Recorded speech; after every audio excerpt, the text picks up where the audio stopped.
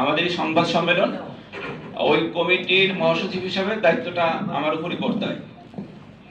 আপনি যেটা বলছেন, প্রথম হলো আমাদের আপনাদের আব্দুর রহিমের, আব্দুল করিমের XYZ ইসলাম ধর্মে এরকম কারো আলাদা আলাদা কোনো দৃষ্টিভঙ্গি থাকতে পারে, সেটা গ্রহণযোগ্য না।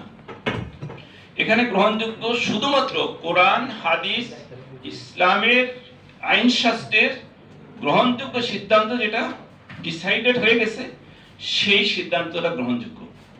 আর সেই দ্বিতীয় পার্ট হলো সেই সিদ্ধান্তের ভিত্তিতে কোরআন, হাদিস, ইসলামী আইনশাস্ত্র এবং আমাদের রাষ্ট্রীয় অর্গান আবহাওয়া অধিদপ্তরের সিদ্ধান্ত অনুযায়ী আগামী শুক্রবার 20 মার্চ ওয়ার্ল্ড ওয়াইড সারা পৃথিবীতেই ঈদ উল ফিতর উদযাপিত হবে।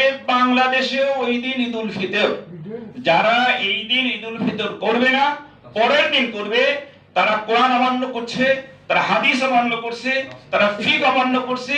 সর্বোপরি তারা রাষ্ট্রের অর্গান আবহাওয়া অধিদপ্তরের স্বাক্ষরিত স্মারকলিপি দেওয়া প্রকাশিত এই প্রজ্ঞাপনের সাথে ধৃষ্টতা দেখাচ্ছে। সম্পূর্ণ প্রশ্ন, সরি। হ্যাঁ, বলেন। তাহলে কি কই মাইকটা কোথায় ইমরান? জোরে বলছি তো। তাহলে কি চাঁদপুর, নোয়াখালী সহ আমরা যে সমস্ত জেলাগুলোতে দেখতে পারি যে ঈদের আগের দিন, অর্থাৎ বাংলাদেশের যে ঈদ হয় সেই ঈদের আগের দিন যে ঈদ হয়, তাহলে এই ঈদের সাথে কি আপনারা টোটালি কি এক পোষণ আমরা দেখতে পাচ্ছি, এমনটা কিনা? ভাই আমাকে বলতে দেন। এক নম্বর হলো, আমি আগেই বলছি, মুসলমান যে নিজেকে দাবি করবে সে হলো কোরআন, সুন্নাহ, ফিক মানবে। সুতরাং আমরা কোরআন, সুন্নাহ, ফিক এবং রাষ্ট্রের নাগরিক হিসাবে রাষ্ট্রের অর্গান আবহাওয়া অধিদপ্তরের সিদ্ধান্ত মেনে করব। দুইবার কোনো কারণে আমাদের এই সিদ্ধান্ত অন্য যে মানবে, সে চাঁদপুর হোক, বরিশাল হোক, খুলনা হোক, রংপুর হোক, তাদেরটা আমাদের সাথে মিলে যাচ্ছে। এই একটা প্রশ্ন ছিল। জি বলুন। আপনি যেটা বলতেছেন, আমরা দেখছি যে রাসূল সাল্লাল্লাহু আলাইহি এবং ওই সময়ের যুগগুলোতে এখনকার মতো আধুনিক যুগ ছিল না। ফলে ওই সময়ে কিন্তু এক জায়গায় মদিনায় যদি চাঁদ দেখা যায়, তো ওইটা মক্কায় বা হচ্ছে আমি যদি আফ্রিকার কথা বলি বা সিরিয়াতে দেখা যেত না। তো ওই দিন দেখা না যাওয়ার ফলে পরের দিন দেখা যেত। এবং রাসূল সাল্লাল্লাহু আলাইহি একটা হাদিসও আছে যে মানে রোজা বা ঈদ যেটাই হোক, এটা চাঁদ দেখার উপর নির্ভরশীল।